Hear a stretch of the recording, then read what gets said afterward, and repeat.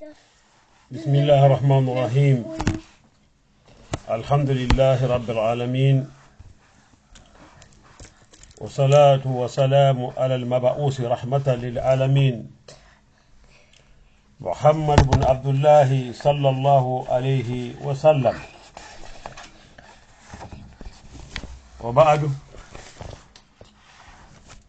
إلى دين لون كفو مولي ولا مومو على اللانين كنا كمو كفوتيما السلام عليكم ورحمة الله وبركاته بعد ولي بتلاتو ناتاليه membe kanyan ding misilimo wala sankar sayinjang atilifula sunkar konon kila la madina ta wuli kilin kemenani tannani anin sanji fulanjang kabentu babo wala sankar sabanja atil tanni woro sanji wuli fula mwannin kilin nataliye alwazizu في فقه السنة وكتاب العزيز عبد العزيم بن بدوي حفظه الله ورعاه نتولته إن شاء الله سبحانه وتعالى كتاب سيامي سون كتابوتو ولا زافو سون بنداتو كتابونين مفيد جدا إن شاء الله أيالا نيا من بولالا نوما ونيالي الماتلا ينال بمنتا بين فولو منتا بين فولو ولمو نين سونكار كونو ألمان بيا فا مبيبي كندياري مبيبي كيرين ay sunkaro mem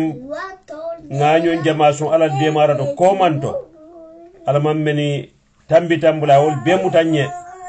in sunkaro men nyaabi tirindala alma tallahi mutanda fananna nga sunna nyama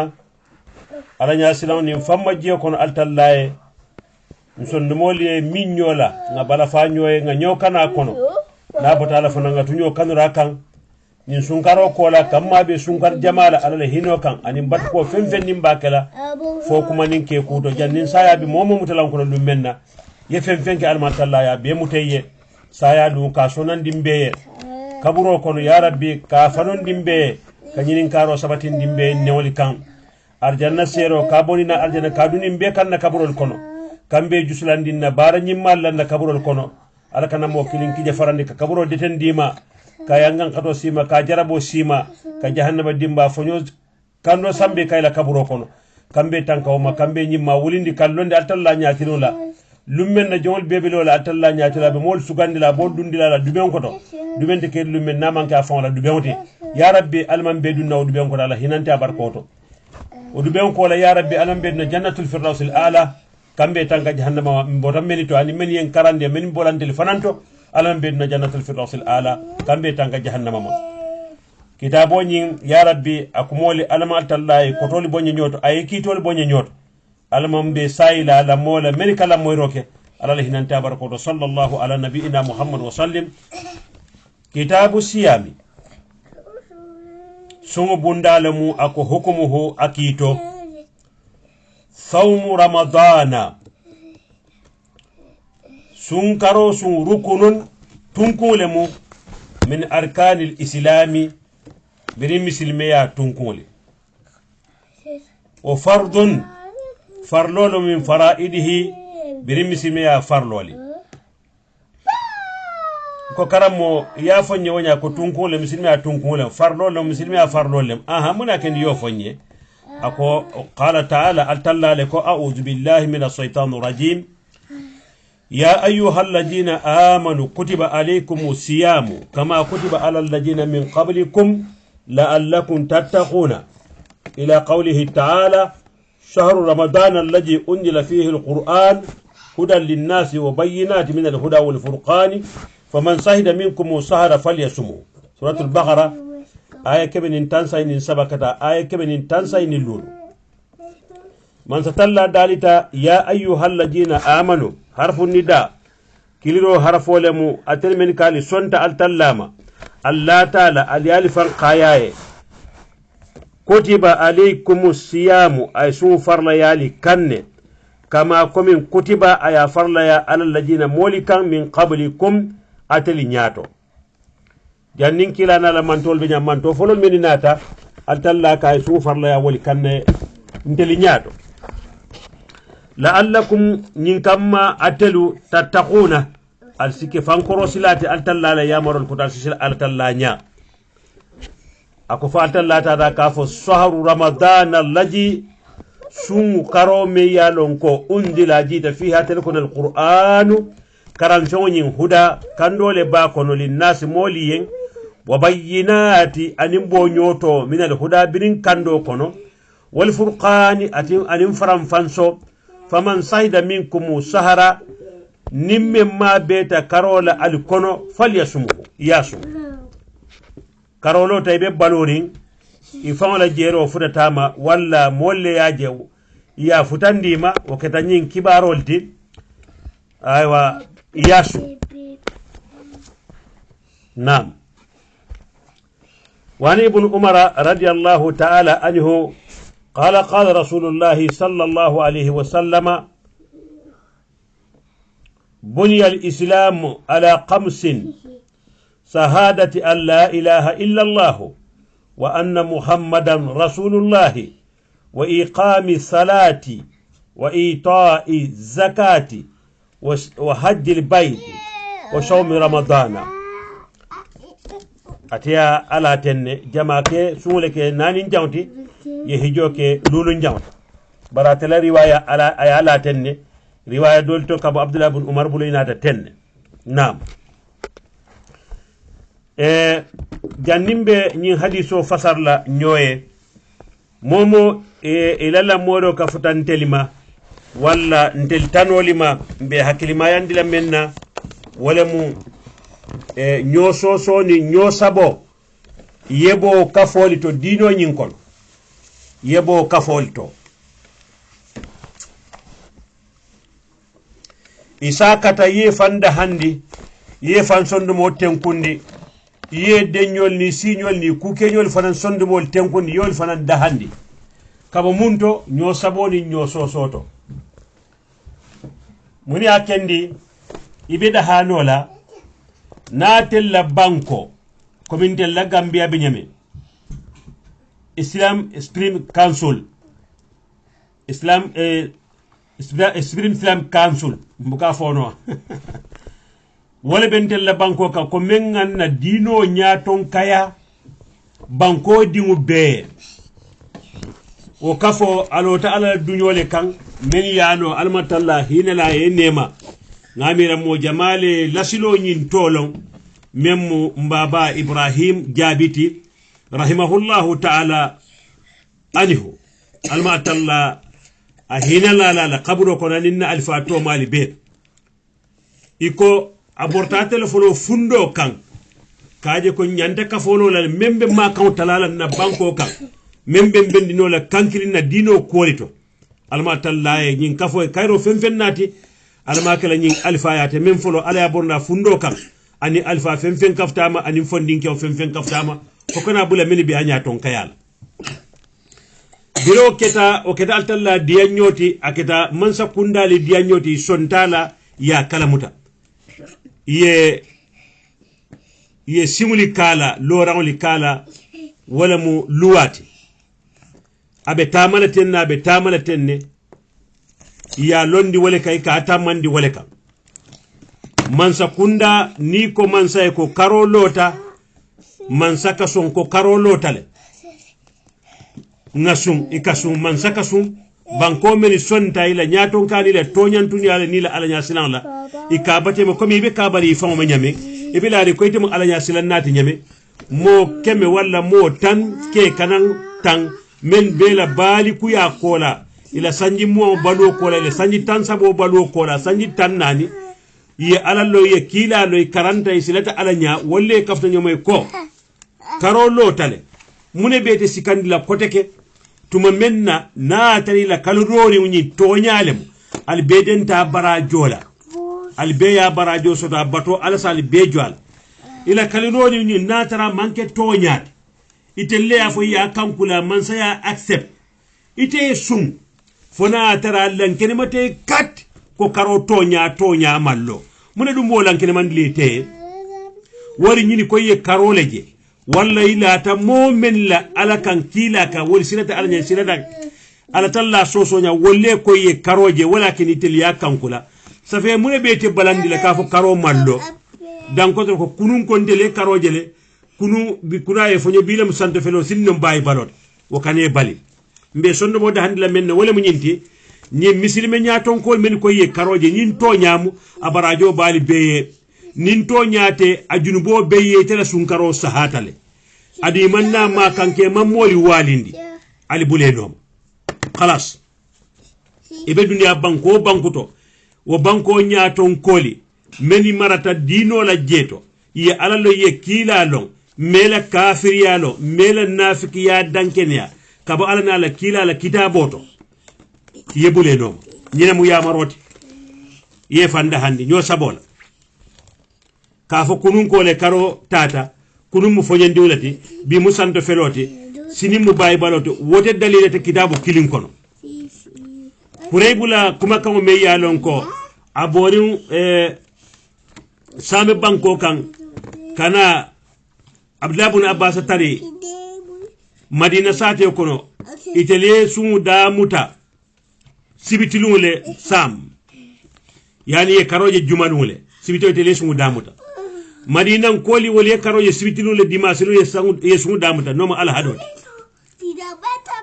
birin kuraybu nata Abdullah ibn Abbas kaye ko aha sun karo kete nyada kaye ntele karoje sibitole mana jumole nga sumu da muta sibito Abdullah ibn Abbas kaye ko nteliye karoje jan sibito le dimaso le nga karo sungu damuta al hadole nga sungu damuta janto kurebu kaye ko fodum odum akela sun karo bandulalete kurebu futala Madina wato men wala mu tilimu an kola wala mu sun karo bandulate kurebu kaye fodum mawiyatu la karoje o me wasabang ala sungu me wasaye sunti bang akaye hanide ntel debola sundinga karoje sibitole nga adamuta ala hadombe tenten na kasum fonga sunkaro timmandi til sansaba wala nga karundi uje ko sunkaro fatale ni nga min karoje nyin keta fitna bati misilimo li tema wotumo to ibu kanyo moy fonin tilimu an kola tamobe damento wala karimume tamobe damento wala tiltani lulo tamobe damento wala tili kilin 24 hours tamobe damento wala tili kili wala suto kilin tamobe damento bi nin karoje de saudia wala je de suria comme bi minti lulu ko dunase be sa kalamuta ko karoje de suria be sa kalamuta woto no keta misilimo le nyo wali je ndele nyin ko motina modi kambendila bari ka hakilo di tele tebe jama menno ma banko kan wala jero ni la kankularo ite bula wal noma yesun yefitno bay fambala ya bay signol bala ya bay deñol bala nam ndel solo fono ye nam karni wali o fem beje kuray bula nyum kuma kan kola lonna kendol min tambita kunun ko ani men be kerimbi be kela jeñale je non te kila al hadiso be katel sankan sumu li ru'yatihi waftiru li ru'yatihi ala sun alla jerola aliyemin alla jerola alla jero nyi maytandi ko nin Gambia banko la nin Senegal maji wolti ako alla jero Gambia ngol muslimo le Senegal mo muslimo le Senegal la jero en wasale muslimo lonna le tata foy hapol kala doli ko nin kilometer woli fula kema fula muwanni worobe banko men tema wol besu sunno nyolal ni wala mo kata Côte d'Ivoire kata bula fanka so del besu sunno nyolale kadi mamira del tambi demo tambita wala nam baba tu woto kammalan kana mewo kumo kono itebe banko men ka pour sonno mo e daha ye daha nyo sabola junubu tela meni mu nyaaton kolti yela nyine ko ndede mesilari ala nya nyamen nyini fanan silanta ala nya wonyale mbem fankoro sidi ala le yamaro soto so nyame so soto nyame nyini fanan be fan controlling ibe fankoro siri altalla yamaro soso ka wanyale la tam fangole tilula nyame nyi fanan tilinta wanyale ma nga kitabo min korosi ngambe nje yi hajele woto ni koye karo yete le dino nyaton kaya men si ada keba muante fo keba keme wala mun ka foti wala men si ada keba kemo do kola banko man sakunda a man sajato ni man sakundan koli ana alfal be nyille tonya yandi na dino nyaton kaya la nga buleno ma ida hata fereng ida hata yechocho dube banko ka naam وقال عبد الله بن عمر رضي الله تعالى عنهما سمروا حديث ونينكم قال رسول الله صلى الله عليه وسلم بني الإسلام على خمس مسلمية داداتا لولو لكم ولولو فلو سهادة كسيديا الله إله كباتو منسة كيرين تونياتو من ينتكباتو أباتوسي دافع نفا أسوسوسي تورا إلا الله نامن كألت وأن محمد ده رسول الله على الكيلا لمات أمامبو على النورات آدم ديولي من بينات جميع فنانات ونيالي صلى الله عليه وسلم على نات ددارو كجنابا ناتلا أي تبندرو كاي درجو نلونو نكما يالا أمام منك آدم ديه أنارين كولا ناتكم ولي بينات نيمني أو ولوتكم ولي بيولوتا نيمني هنات التلا كابو كولي كي ولوتو me yalo ka manke mola wululuto wo mukaba kole ale men to ben dañata bar mole mate amambo alato alala nora fanantati jogole mu adami yon basarun adama diwle mate fataganke wole mate abota adama to bani faale bada afato mu abdullahi lati abama to mu awinatu lati ke to mal ni musto mal nyosoto nyamen altalla la nyini tetema diwla wala tambeta wulula altema altalla la nyini tala sotola mbe nyim fo kam meni ka foko kila bota adama barani adama te kilinte altalla la norolo o kafiriya kumoleti kaje ko kila bota alalet kila mambo alato allah laysa kamsili shay fente ko be alabe nyamin lam yalidi wa lam yuladi wa lam yakul lahu kufuwan ahad ala man fe wulu femma wulu amambo fento femma mbato fente ko be altalla be nyamin anim femma wulu abadan نعم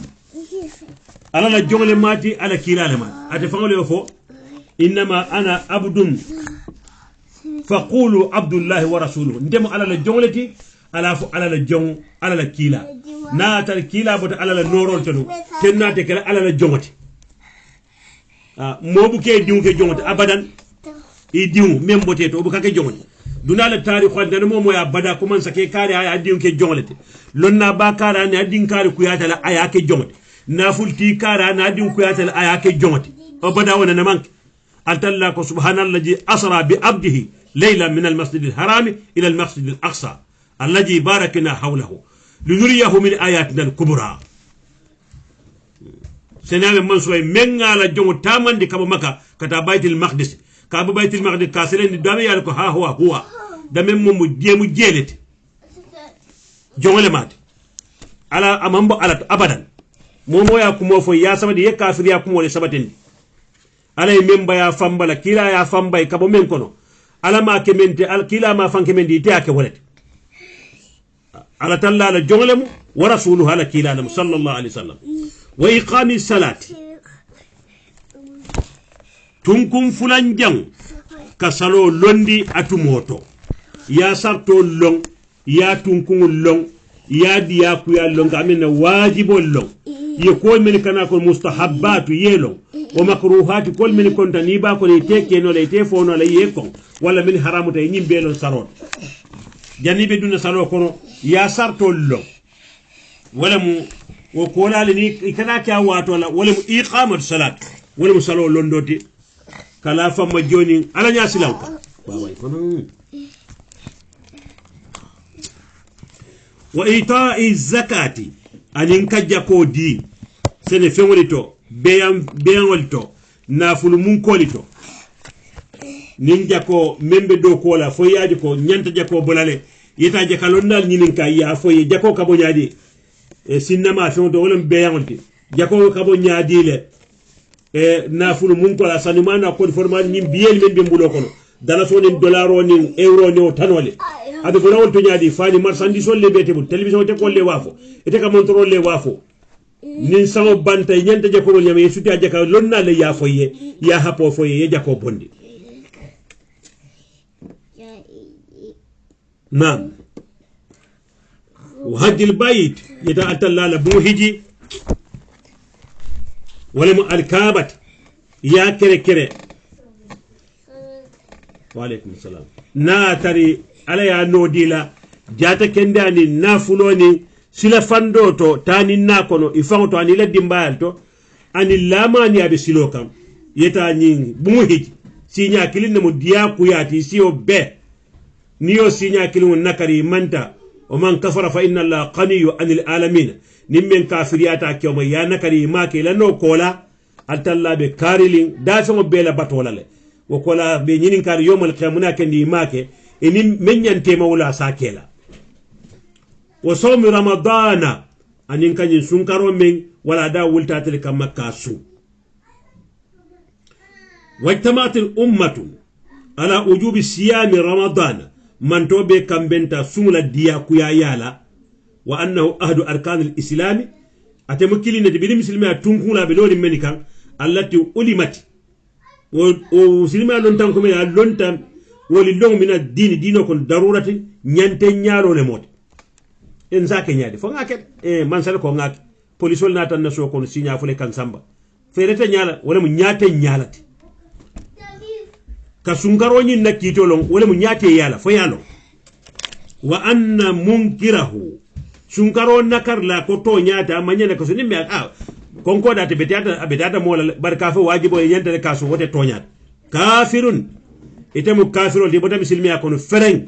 ñimmanke kufru amaliyati de ñimmanke do ko de me ala la do ko le kafira do ko hani ay bonni muslimi ala ko feren nimme nga nakal murtaddun imurtitale anil islam kam muslimi akono insha Allah subhanahu wa ta'ala en sinyi wala da kanyan jang en sita wala da kotento ni watol kono insha Allah mbe wala dal be londi lambe tende ni sunkarole noma foni wala da men kere ta mollela nsi walnati wala da men mun tel fawol le tati mbol londi la folo insha Allah subhanahu wa ta'ala ne ala no kenye luwolu mbe sunkaro nyine dantela nyin kama wato suti atale pour fansi do kenato kamole hakilo bulande ala be men londi men nyine men na je nte kundi mu jato ngakilo sata ite men fana nyine men na sata men fana malo ama men lonja a mo nyinto asalo almatalla mbe futanda makayro kono kambe jato kendande kambe la ba nyinya kantanga la banya jawma ibulisa jato anin jinna setanole anin adamadu setanole alonnal na lombalol kambe tanke ma kulloni banke oto kambula altalla ya maro kilala sunno kam membuta altalla na kilala say bolla almantula walika alman fala wakan wa sallallahu ala nabiyina muhammad wa sallim subhanakallahumma wa bihamdika ashhadu an la ilaha illa anta astaghfiruka wa atubu